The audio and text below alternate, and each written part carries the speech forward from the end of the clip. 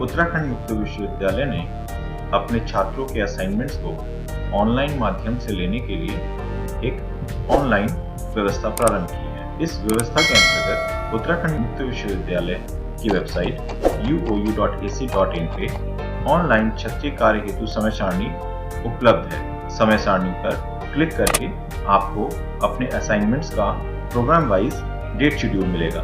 इन dates के अंतर्गत जो भी प्रोग्राम हैं उन्हीं प्रोग्राम के स्टूडेंट इन डेट्स में अपने असाइनमेंट्स को सबमिट कर सकते हैं।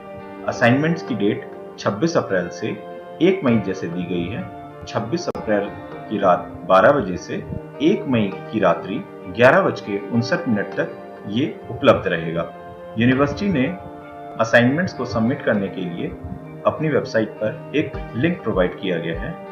उस लिंक पे क्लिक करने के बाद आपको इस तरीके से एक लॉगिन पेज दिखाई देगा।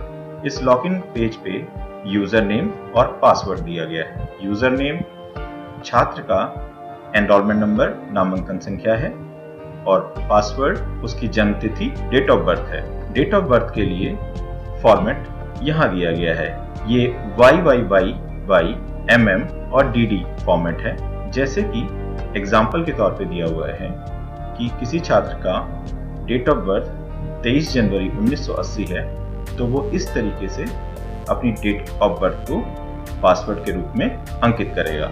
लॉगिन करते समय अगर छात्र को किसी भी तरीके से कोई समस्या है कि लॉगिन नहीं हो पा रहा है, तो वो assignment@uou.ac.in पर मेल करेगा और उस मेल पर अपना enrolment number, name, date of birth और प्रोग्राम कोड अंकित करेगा। इसके अलावा भी अगर स्टूडेंट को लॉगिन करने के बाद अगर उसके सब्जेक्ट कोड सही नहीं है या नहीं उपलब्ध हो रहे हैं, तो उस कंडीशन में भी स्टूडेंट assignment@uou.ac.in पर मेल करेगा, जिसका रिप्लाई उसे 1 से 2 दिन में, जो कि ऑफिस आवर्स होंगे, उसमें मिल जाएगा। लॉगिन करने के बाद स्टूडेंट को इस तरीके की स्क्रीन दिखाई देगी। इस स्क्रीन में 2 चीजें हैं।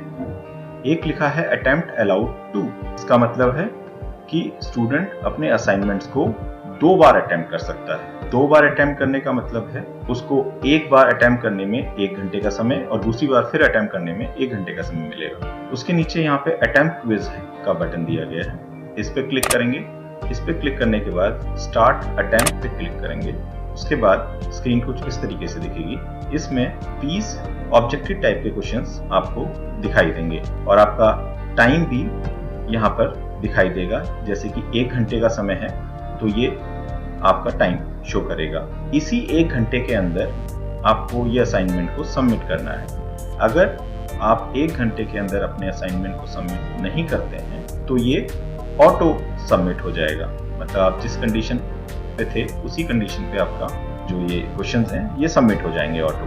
अब यहाँ पे दिए हुए क्वेश्चंस को आप इस तरीके से क्लिक करके आंसर करेंगे।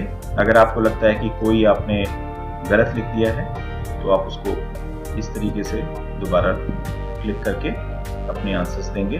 क्योंकि आपके पास 1 घंटे का समय है तो आप इत्मीनान से अपने क्वेश्चंस का आंसर दीजिए।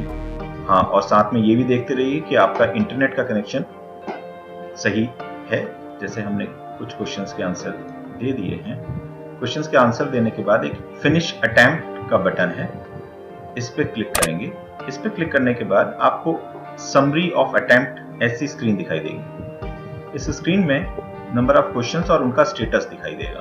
अब स्टेटस में ये बताता है कि अगर आपने क्वेश्चंस का आंसर दिया है तो आंसर्ड सेव्ड है, और अगर आपने किसी क्वेश्चन का आंसर नहीं दिया है तो वो नॉट येट आंसर्ड है। तो इस तरीके से अगर आपको लगता है कि नहीं, अभी कुछ क्वेश्चंस के आंसर अभी बचे हैं, तो आप दोबारा पीछे जाके दोबारा से अपने कुछ क्वेश्चंस को चेंज कर सकते हैं, उनके आंसर्स दे सकते हैं और दोबारा से उसको फिनिश कर सकते हैं। यहाँ तक पहुँचने के बाद आपको फाइनल सबमिशन करना होता है।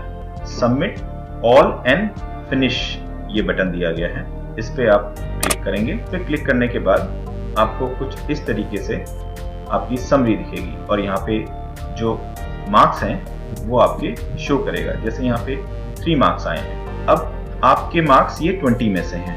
यहाँ पे मैं आपको एक चीज बताना चाहूंगा क्योंकि अगर आपके असाइनमेंट 20 मार्क्स के डिफाइंड है तो जो मार्क्स यहाँ दिए गए हैं वही मार्क्स आपके रिजल्ट में शो करेगा। अगर आपके असाइनमेंट 30 मार्क्स के हैं तो उस कंडीशन में ये मार्क्स उसी रेशो में कन्वर्ट होकर आपके रिजल्ट में शो करेगा। जैसे कि अगर असाइनमेंट में आपके 20 में से 10 मार्क्स आए हैं और आपके एक्चुअल असाइनमेंट 30 मार्क्स के हैं तो वो उसी रेशो में कन्वर्ट होके 15 मार्क्स आपके रिजल्ट में शो करेगा। ये आपने एक अटेम्प्ट किया है। अगर आपको लगता है कि आप इससे सेटिस्फाइड नहीं है तो री अटेम्प्ट क्विज करेंगे, क्योंकि आपको 2 बार अटेम्प्ट अलाउड है। तो आप दोबारा से अटेम्प्ट करेंगे और उसमें आपके अगर नंबर ज्यादा आते हैं तो उनको कंसीडर किया जाएगा। दोनों अटेम्प्ट में सबसे ज्यादा मार्क्स जिस अटेम्प्ट में होंगे वो मार्क्स छात्र को दिए जाएंगे। धन्यवाद।